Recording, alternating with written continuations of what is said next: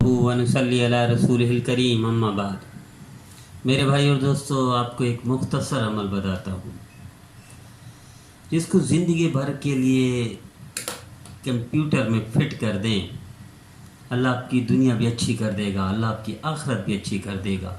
کہ لوگوں کے ساتھ تعاون کرنا، اچھائی کرنا، بھلائی کرنا، لوگوں کی بہتری کے لیے کوئی چھوٹے سے چھوٹا کام ہو کر دینا، روزانہ طے کر لیں کچھ نہ کچھ کرنا ہے لوگوں کے۔ میں آپ کو ایک واقعہ بتاتا ہوں، کتاب رفیق الحرمین میں واقعہ لکھا ہے، اور واقعہ بھی کس کا ہے؟ سیدنا ربیع بن سلمان المنان رحمۃ اللہ علیہ کا، کہ وہ فرماتے ہیں کہ میں حج کے موسم میں حج کے لیے کچھ سامان وغیرہ خریدنے گیا، اور حج کے لیے سفر میں تھے، راستے میں کہ ویران جگہ پر باہر نکلے کوئی خریداری کرنے کے لیے، دیکھے کچھ ہو تو ویران جگہ پہ آگے دیکھا ایک گدھا مرا ہوا ہے، ایک اور اس کو گوشت کاٹ رہی ہے۔ تو مجھے شک ہوا، ربیع بن سلمان المنان رحمۃ اللہ علیہ فرماتے مجھے شک ہوا کہ عورت کہیں پکا کر لوگوں کو کھلاتی نہ ہو، ہوٹل نہ ہو اس کا، سرائے میں کام نہ کرتی ہو۔ تو میں اس طور پر فرمانے لگا، میں اس کے پیچھے گیا، عورت نے گوشت کاٹا گدھے کا، مرے ہوا مردار گوشت، مردار گدھے کا مرے ہوا حرام، کاٹ کے چلی گئی، دروازہ کٹکھٹایا، اندر سے آواز کون؟ کھولو۔ تو بچیاں تھیں اندر، 4 بچیاں نکلی، چاروں نے اندر کی۔ فرمانے لگے مجھے تعجب ہوا کہ شاید یہ پکائے گی اور باہر کہیں بیچے گی مارکیٹ میں۔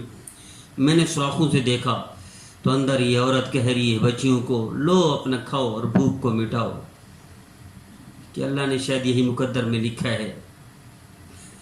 حضرت ربیع بن سلمان رحمۃ اللہ علیہ فرماتے ہیں بچیاں پکا رہی تھی اور کھا رہی تھی، ضرور تو بھوکی تھی کئی دن کی۔ تو میرے دیدو، تو ربیع بن سلمان رحمۃ اللہ فرماتے ہیں میں نے آواز دی کہ کیوں حرام کھلا رہی ہو؟ حرام تو مجوسی کے علاوہ کسی کے لیے جائز نہیں، مجوسی کہتے ہیں ہمارے لیے حرام جائز، باقی تو کسی کے لیے نہیں ہے۔ تو اس نے کہا آپ کون ہو؟ کہا میں پردیسی ہوں۔ بولے جاؤ اپنا کام کرو، ہم تو ہمارا مقدر میں شاید یہی ہے کہ ہم سید ہیں، اور ان بچیوں کا باپ 3 سال پہلے فوت ہو گیا، 3 سال سے ہمارا کسی نے کوئی ہماری خبر گیری نہیں کی، ہمارے ساتھ کوئی تعاون نہیں کیا، ہمارا حال نہیں پوچھا، اور ہم یہاں تک کہ ہم حرام کھانے پر مجبور ہیں، حالانکہ ہم نبی کے خاندان سے سید ہیں۔ سلمان بن ربیع رحمۃ اللہ فرماتے ہیں کہ مجھے بڑا ترس ہوا، میرے پاؤں کے نیچے سے زمین نکل گئی کہ میں حج کے لیے جا رہا ہوں، میرے پاس اتنے پیسے، اور ادھر نبی کریم صلی اللہ علیہ وسلم کا خاندان بھوکوں مر رہا ہے، میرا ایسے حج کرنے کا کیا فائدہ؟ میرے دیدو، یہ ہمارے لیے بھی پیغام ہے۔ دیکھیں کہیں آس پاس آپ کے پاس بھی کوئی سید ہو، کوئی حضور کے خاندان کا ہو، اس کو طعنہ نہ دیں، اس پر عیب نہ نکالیں، اس پر الزام تلاشی نہ کریں۔ وہ اگر وہ کہتے ہیں سید ہو تو مان لیا کرے سید ہے۔ میں نے بہت سارے لوگوں کو دیکھا جو کہتے تم جعلی سید ہو، تم 2 نمبر سید ہو، تم شجرہ دکھاؤ، بڑی تباہی کی بات ہے، بربادی کی بات ہے، بڑی خراب بات ہے۔ خاندانی شخص کبھی بھی نبی کریم صلی اللہ علیہ وسلم کی طفیل حضور کے اولاد پر کبھی طعنہ، کبھی عیب، کمی، کوتاہی نہیں نکالے گا، نہ اس کی نکتہ چینی کرے گا۔ تو فرماتے ہیں سلمان بن ربیع رحمۃ اللہ مجھے ترس ہے، میں نے کہا کہ اماں آپ یہ لو 600، یہ حرام ہے، آپ کو تو پتہ ہے حرام، اس کو فوری پھینکو، جاؤ یہ 600 درہم ہے، یہ پکاؤ۔ فرماتے ہیں چاروں بچیاں باہر نکلی، انہوں نے عجیب دعا کی۔ سب سے بڑی بچی نے کہا اللہ جس نے بدلہ ہمیں دیا اس کو آپ بھی بدلہ دے۔ دوسرے نے کہا اللہ اس شخص کا حشر میرے نانا کے ساتھ کر قیامت کے دن۔ تیسرے نے کہا اللہ دنیا میں اس کو فوری بدلہ دے۔ چوتھے نے کہا اللہ اس کے دل کی مرادیں ساری تمنا پوری فرما دے۔ فرمانے لگے میں چلا گیا، اب ان کے لیے 600 درہم بڑی چیز تھی، ان کی ساری ضرورت اللہ نے پوری کر دی، کئی سال کا خرچہ بھی ہو گیا۔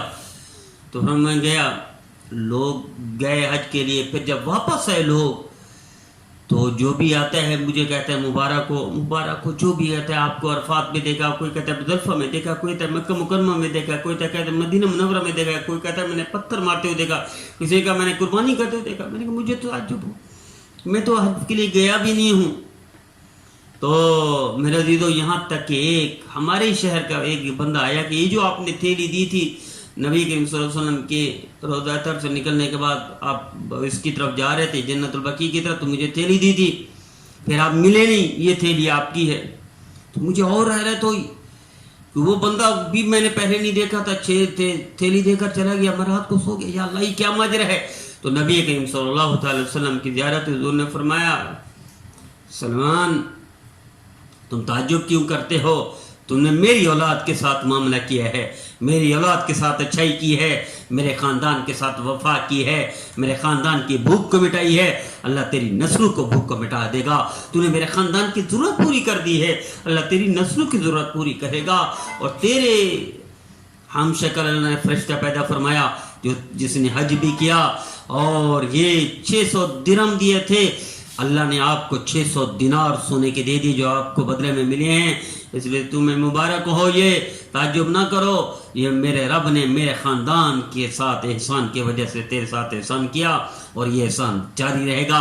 میرے عزیزو، میری التجا ہے، میری ہر مسلمان سے درخواست ہے، اس پیغام کو پوری دنیا میں پھیلا دیں، اس میسج کو پوری دنیا میں چلا دیں کہ میرے نبی کے خاندان کے ساتھ کبھی ان کے عیب نہ نکالیں، کبھی کمی کوتاہی نہ بیان کریں، کبھی ان کا نکتہ چینی نہ کریں، الزام نہ دیں، تانے نہ دیں، ان کے ساتھ تعاون کریں۔